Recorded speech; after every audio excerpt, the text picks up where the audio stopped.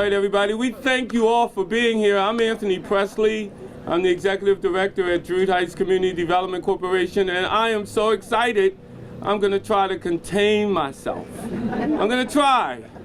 But I thank you all for being here. I'm really happy to see our mayor, our Secretary Holt, our controller, our council president, our commissioner, the founder of Druid Heights, Ms. Cornish, Mr. Ariana from Baltimore Community Lending, and the councilman for this district. I'm so excited to see them all. Help me welcome them all to this groundbreaking. First of all, you're in Druid Heights, which is a very historic community in Baltimore. A lot of people don't know, but in the 19th century, the mid-19th century, North Avenue was the dividing line between Baltimore City and Baltimore County.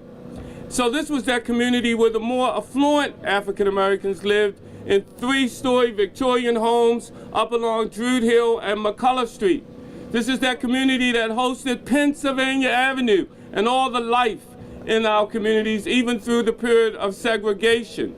My father said something about segregation. He said it was a bad time in law, but it was a real good time for black communities. They kept it clean, they kept it right, they kept it strong.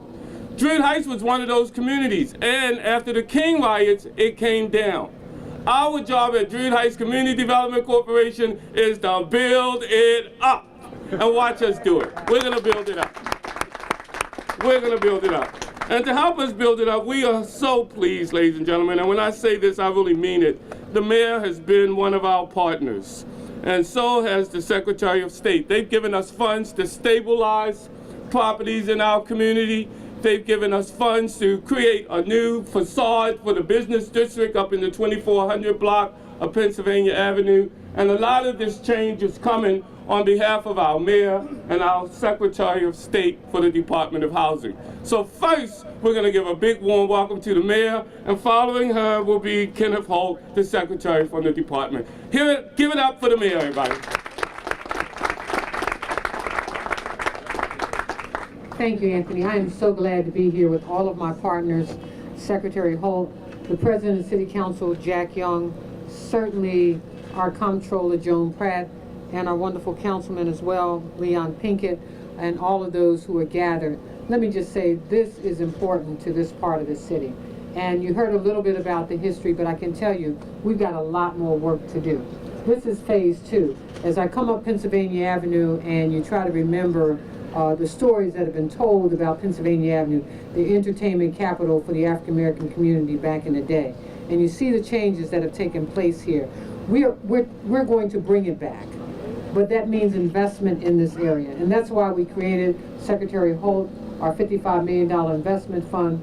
That's why we depend so greatly on CORE.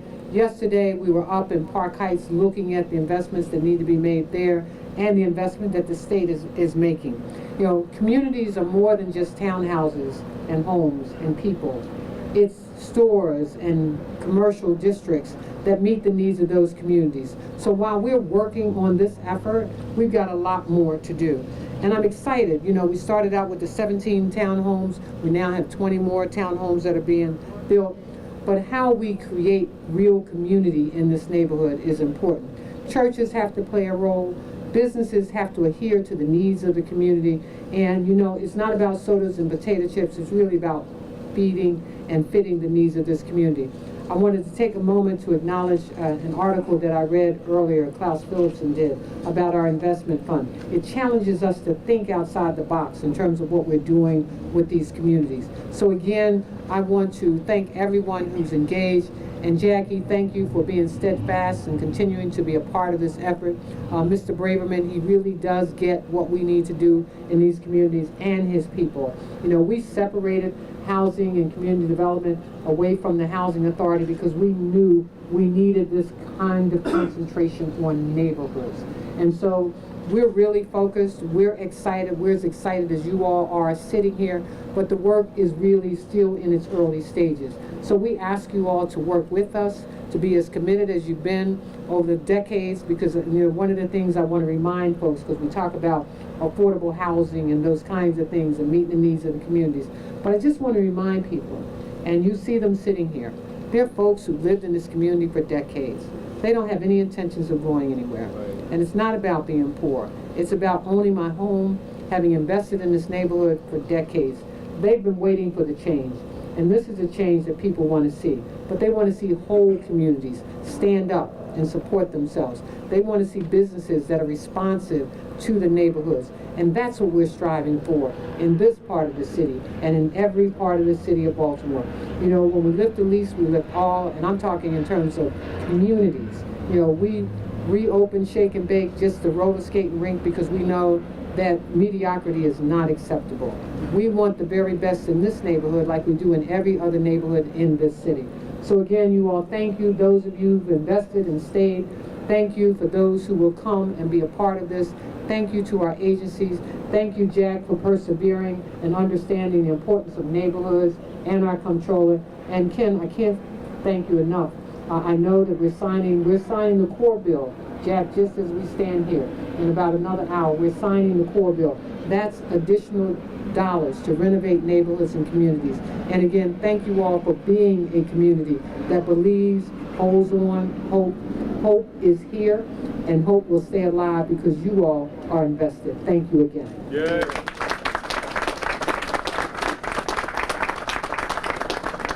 Keep Hammond.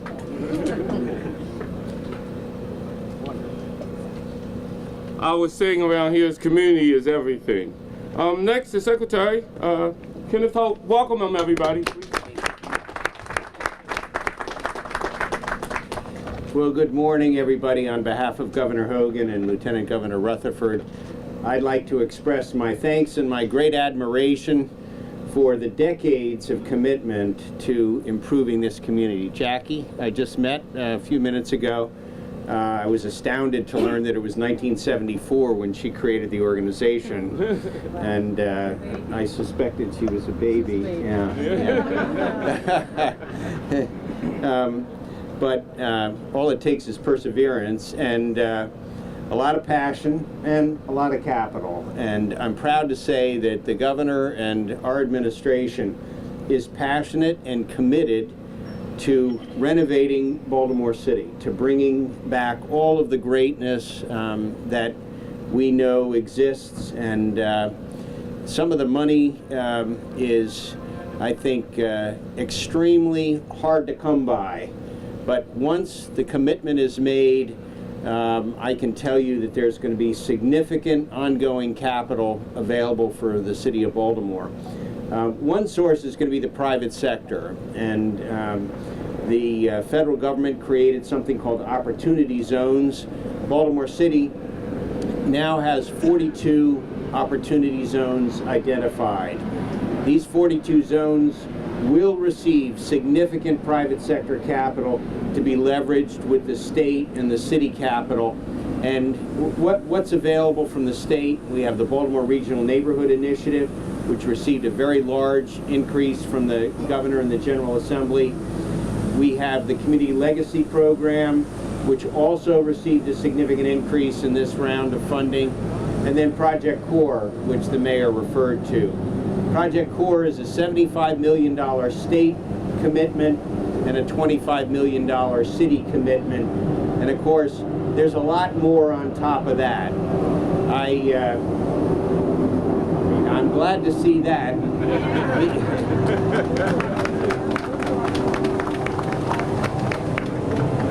Because the city provided 15 all-terrain vehicles that are vacuum vehicles that have just been delivered, and these vehicles, we're going to have a nice press conference with the mayor and the governor at a cost of about $500,000. These vehicles will be deployed in communities throughout the city.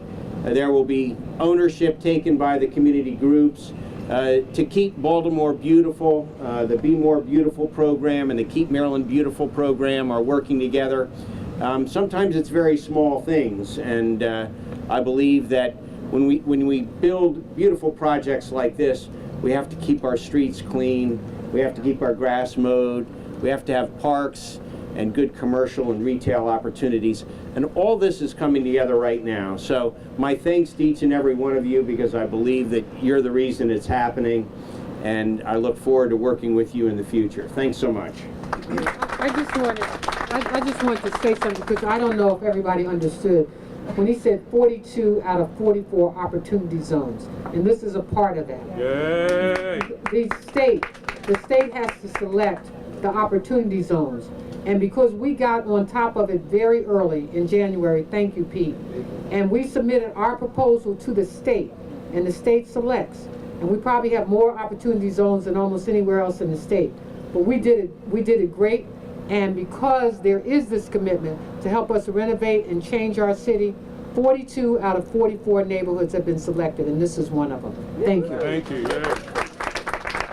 Thank you, sir. City and the state working together, these are the results of that, and we thank you. Next, we're going to hear from our commissioner, who I like to call Mr. Commissioner, and he insists I call him Michael. So help me welcome Michael Braverman, everybody. Michael Braverman, and following him will be our City Council President, Jack Young. So we're going to welcome both of them. Thank you, Mr. Thank you, Tony. Thank you. Good morning, everybody. Good morning.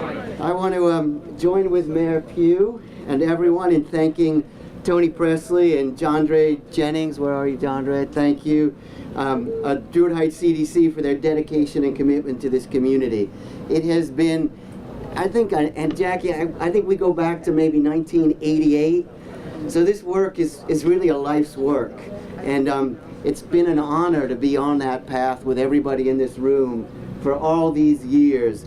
And there's been forward motion all throughout that period, but I really feel, in Tony's words, I feel the acceleration, the pace picking up, things beginning to change, and it takes a commitment from so many people. So it's wonderful to be here with everybody, and it's an honor to be working with everybody. Just for a moment, I want to give a shout out to all of our city partners from planning and housing are here, because it takes a lot of work on our side. So if you just planning and housing, just raise up how many people are here.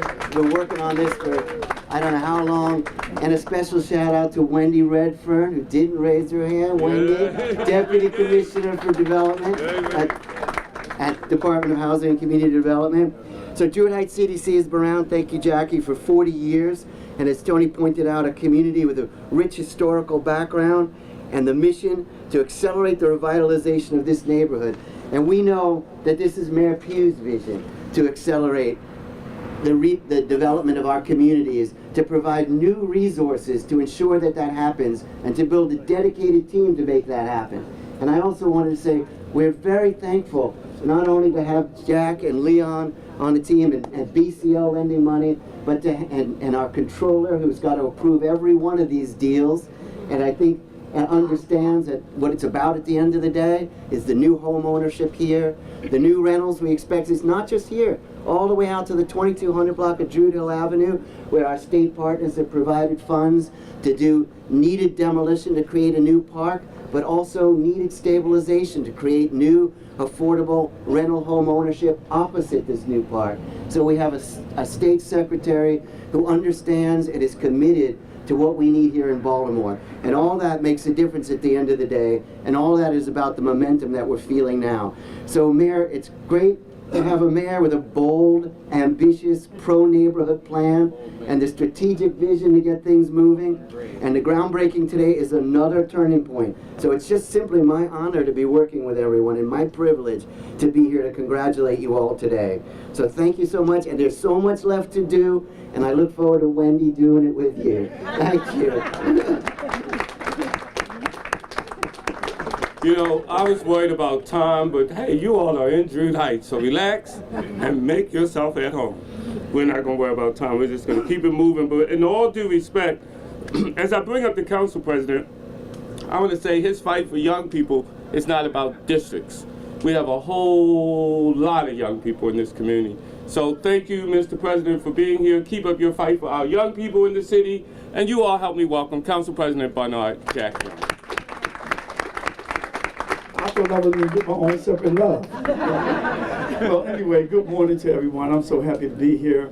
I want to thank Anthony personally for his leadership of the CDC. I want to thank Jackie, whose vision it was to start it. And it's so refreshing when you start something, you come back and see the fruits of your labor. Also, I want to thank our secretary. I want you to go back and tell Governor Hogan and Lieutenant Governor Rutherford, thanks for their commitment to Baltimore City, because without their okaying of all this money that's coming to the city, we wouldn't be getting it. And I want to thank our mayor. You know, people try to criticize our mayor for various reasons, but I can tell you, this woman gets it. This mayor gets it. I've never worked with a mayor more committed than this mayor here. And I think oftentimes she's not appreciated as much as she should be for the great work that she's doing. She go out and raise money for youth programs as well as I do. She go out and bring in the business community to say, hey, look, we need your help to help drive this development in Baltimore, and we want you to help us change the image of Baltimore, because Baltimore is more than what people are saying we are. They don't focus on the positive things that we're doing throughout this city, like rebuilding this community and looking at Park Heights and those areas that haven't seen investment in a very long time. This mayor sat with me and said, hey, we're going to lease those garages, we're not going to sell them, and we're going to make sure that this money is directed to those communities that haven't seen development in over a decade. So we need to give a hand for stuff like that. Yay. I also want to thank Michael Braden, his team, Wendy, our planning director, Tom Stosser.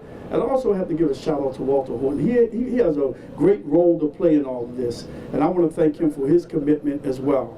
And Comptroller, you have a great guy there. Make sure that you keep him in so he can continue to help us move Baltimore forward. And I want to thank all of the partners that have stepped up to the plate to make sure that this is a reality today. And to the community, this is your community. Let's keep it clean. Let's keep it vibrant. Let's make sure that we engage our young people. Don't be afraid of them. Just speak to them and ask them how their day is going. And you will be surprised at how they respond. And the street sweeper came through here. I was looking, it was already clean. So the street, I don't know what they picked up. This is what community is all about, keeping your own neighborhood clean. You know, your front and your back. And then the city comes in to supplement that which you've already done. So again, I want to thank everybody for being here. Anthony, thank you again, you and your team, for a job well done. Thank you. Thank you, Mr. President. Thank you, sir. I also want to acknowledge Brent Gerard, who's here from Senator Van Hollen's office. There you are, Brent. Thank you. And Mutali Mutombo from Congressman Cummings' office. Thank you both for being here. Next, we're going to bring up the councilman for this district. All right, so help me welcome, please, Councilman Leon Pinkett.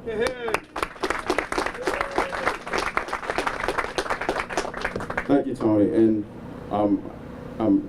we're fortunate to be here on such a beautiful day.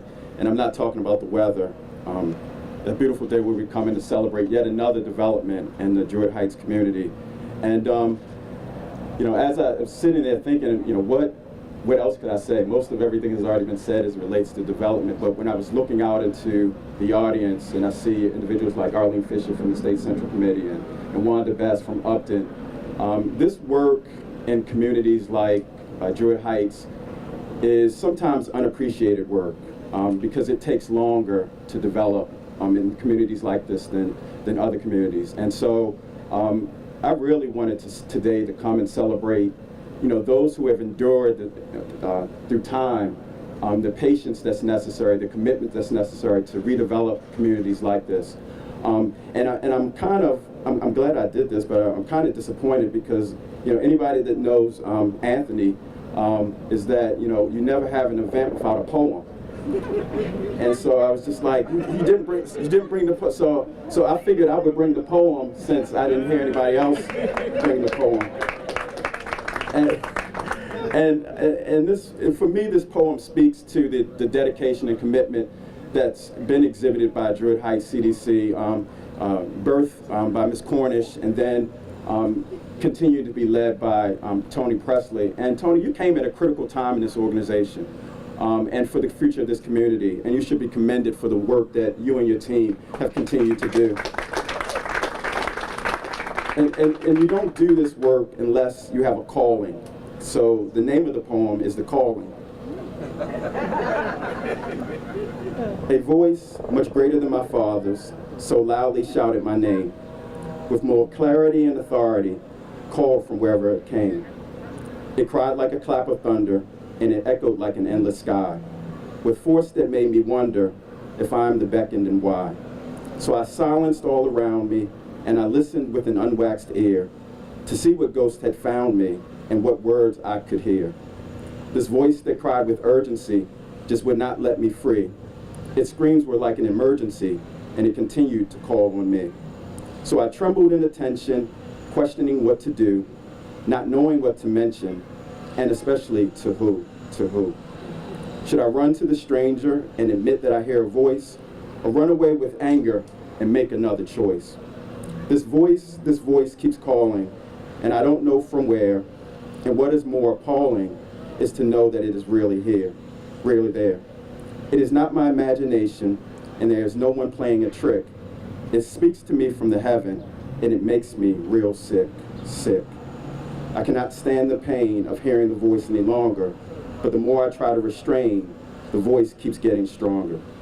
Oh, the voice, I can hear it calling me. The voice, whispering so desperately. There is no use I can remember the last time I ran to hide.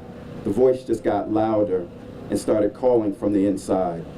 The voice I keep on hearing makes it seem so hard, but the reason I'm not fearing, because I know this voice is God.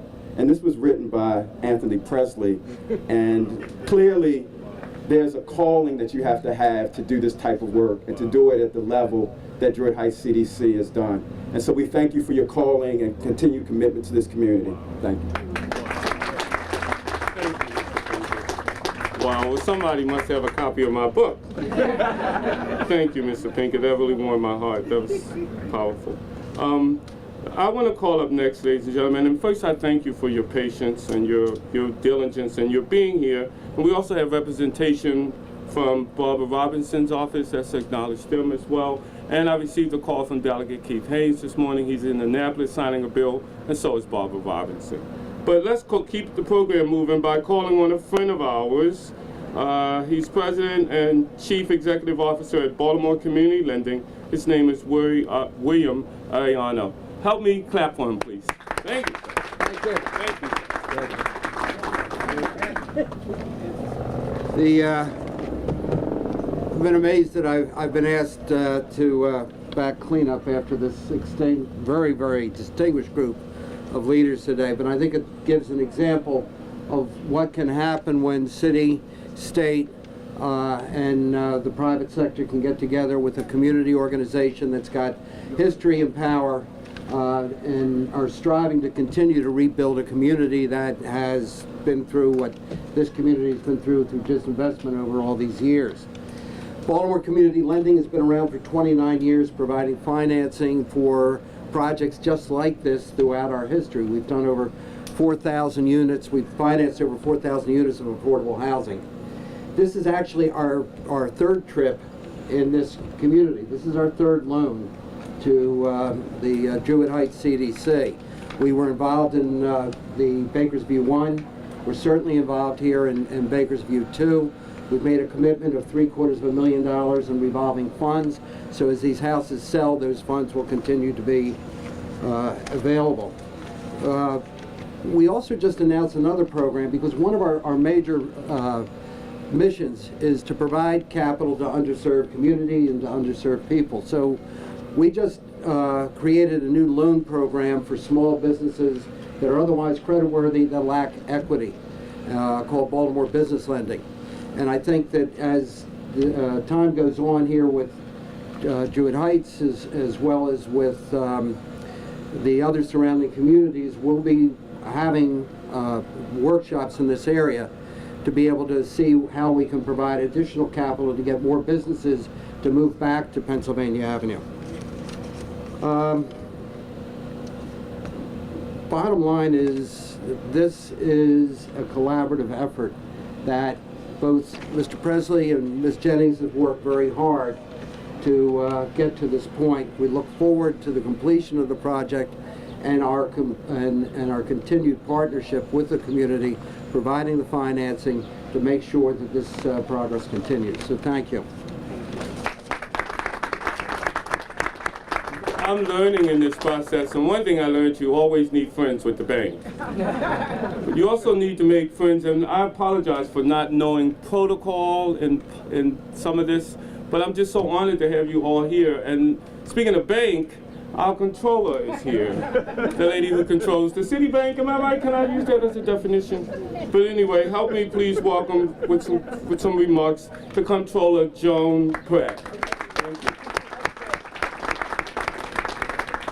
Good morning, everyone. And I'd like to thank our mayor for her commitment and her vision to ensure that every community in Baltimore and neighborhood will continue to thrive. So I thank you. Let's give her another round of applause for her commitment to make neighborhoods safe and to thrive. And I also like to thank the Druid Heights Community Development Corporation for the hard work, their time and effort that they've invested in the Baker's View project.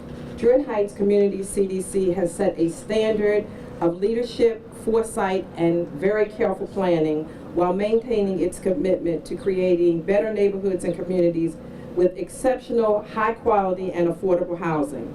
And as a proud supporter, I wish you continued success as you embark on the second phase of your development. And I look forward to the completion and the grand opening. Thank you very much. Yay. Thank you so much, Ms. Pratt. And when I came out of University of Maryland, I found my way to Druid Heights Community Development Corporation, and I was interviewed by Mrs. Jacqueline Cornish. And I felt like I wasn't ready for the interview, so I started asking her questions. I said, what would you like your community organizer to do? And she listed about 50 things, and I took note of it. And I went home and I typed the proposal. If I were a community organizer, I would do 1, 2, 3, 4, 5, all 50 things she identified.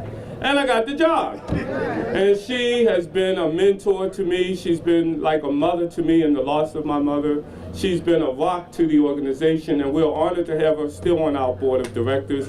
So I want to recognize the board members who are here. Yay, these two ladies are also board members. Ms. Newman and Ms. Gardner.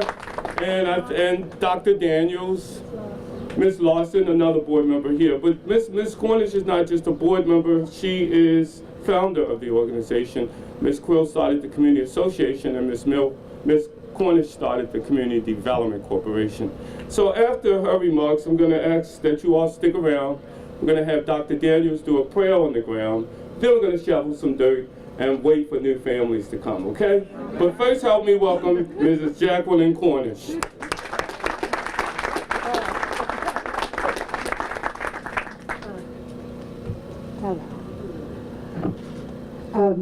Good morning. Good morning. I gotta step back. I can thank you for still being involved. And Tom Stosher, thank you for still being involved. These ladies here have always, I have never ever had a time when they did not help this organization or be willing to. And Jack, I don't know what to say. I'm without words when it comes to you. Any call we've ever made, you have answered, and you have been there for us. And it's not just always about housing. It's been about the community, because that's what this is. Community is everything. Hi, Sally. I didn't know you were back in town. But, you know, Curtis Miles, who is our general contractor, one of the best. We got a project. Seek him, because he knows what he's doing. He knows what he's doing. You know what? Every one of our houses, the owners are still there. And that's for a reason. There's a reason for that, because they're well built. They are taken care of as a community. And we, as a community, also demand that they stay involved with the community. Is that right, Ms. Gardner? That's right. I got involved with this organization when I was 12. I met Michael when he was 8, and he was and we were talking about doing community development, you know. But I got involved in it through a tragedy, because the streets of Baltimore took my only child, the only child that God had blessed me to bear in my body. And I couldn't understand how that could happen in such a nice area of town, which was downtown at the time, and he had gone for a big party that then Mayor Donald Schaefer, who I fought with all the time, had the Blue Chip In program, remember, for the kids that worked after school, and he tried to walk home like he shouldn't have, and someone tried to rob him, and he was only 14 and a half years old.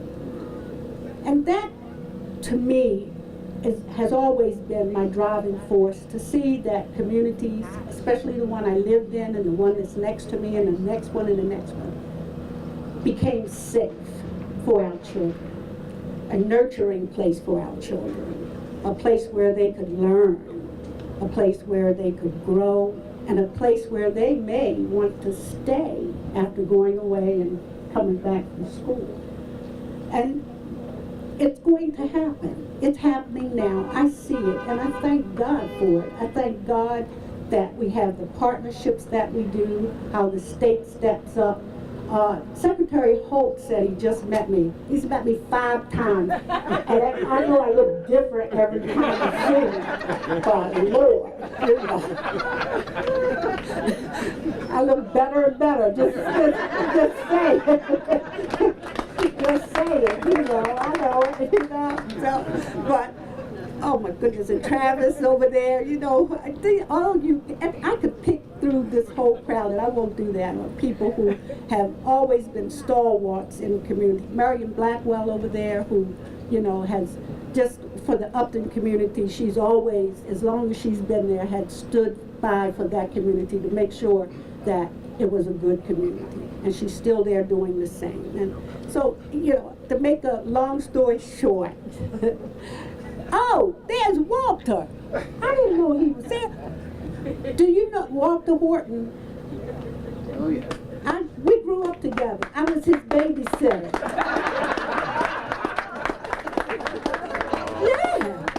We grew up together in Cherry Hill. I was his babysitter. I didn't make a lot.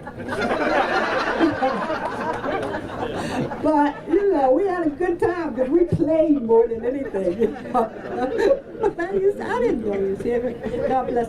Thank you, everybody, for all you do. Wendy, who just, you know, she's you really got a good thing there, you know. And this commissioner is, I would say, honestly, is one of the best yet. He gets it.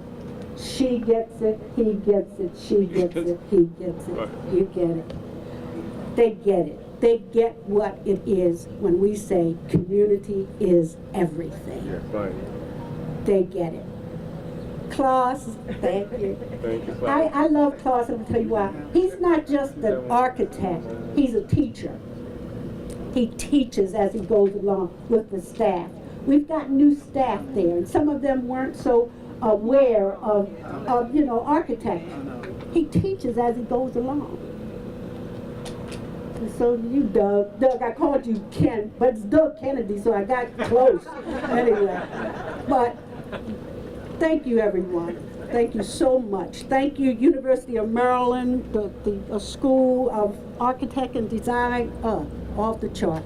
Thank you so much. I'm gonna sit down. I could stand up here all day, but I'm not. And I love her, and I just do. I love these ladies. Thank you so much, guys. We're gonna be doing a lot more. Yeah. She thought she was retiring, but we put her she got on the board, and we won't let her retire. Can you give it up for our staff at Druid Heights Community Development Corporation? Focused on outreach, reentry for returning citizens, where we provide housing for them. We provide housing for families in transition from homeless shelters. We also provide housing for seniors at the Charles R. Uncle Senior Plaza. We do reentry, outreach, housing counseling. We have 65 families under contract to purchase a new home in Baltimore right now. Yay! Through our housing counseling program. Thank you, Chloe, and your team. And real estate development, Ms. Jondre Jennings. I'm sure if you're sitting here, you heard from Ms. Jondre Jennings. She's our director of real estate development. But this is the team that keeps everything moving on this community, and I applaud them from my heart because they are great support. Give it up one more time. Thank you, thank you, thank you. No, uh-oh. I'm sorry, you all. I have to say this. We lost a son, but God blessed us to be able to adopt 3 more. And if Right. I didn't recognize my baby boy here today, he would get me and not speak to That's me. right. But my baby boy is behind us, Cornish. Michael Cornish. Thank you. I'm sorry. I love him. We love Michael. That's right. Michael was in my camp and he said, "You can't tell me what to do. My mother is your boss." We're going to now transition. Honestly, we're going to now transition. Thank you all from the bottom of our heart. But we're going to now transition and we're going to ask a distinguished member of our board who's also a professor at Morgan State University and a pastor in our community, and again I mentioned a board member, to actually pray over the grounds. And then in a couple years we'll be able to come shake the hands of people who live on these grounds. So help me welcome Dr. Kevin Daniels, please. Good morning, everybody. A part of my dedication of this land, one of the things that's so crucial about this is that this is where my grandmother was born and would walk right up the street to the Ames Church, and this is where we started. So this is particularly special for me. Also, this is community is everything. As our matriarch said, the community is everything ultimately because it was community, this particular community, that paid for me to go to Morgan State University. We pulled together snowballs. We pulled together frozen cups. Families pulled together. So it's not just, we thank God for these great leaders here, but it is the families and the communities that must pull together to do their part as well. One more time, let's thank God for these great leaders, our mayor, council president. He's been knowing me a long time. And so we thank God for, just real quick, my part is quick. Father, we thank you, and we hallow these grounds. These are ancestral lands. People died here. And we sanctify and consecrate this land for those that will be moving in. We consecrate and sanctify this particular district, District 7 and District 11, so that you might rest upon it even now. We dismiss and we release the spirit of violence from this place. And we move into a next phase, which is building, restoration, resetting, restitution of this particular land. We consecrate it now. We ask that your presence would rest upon it and consider it special to you, even now and forevermore. All of us together, those that know that the worth of prayer, say amen. Amen. Thank you, sir. Thank everybody. Now we're going to have Ms. Jennings come and kind of give us some direction on the digging. Ready? 3, 2, 1.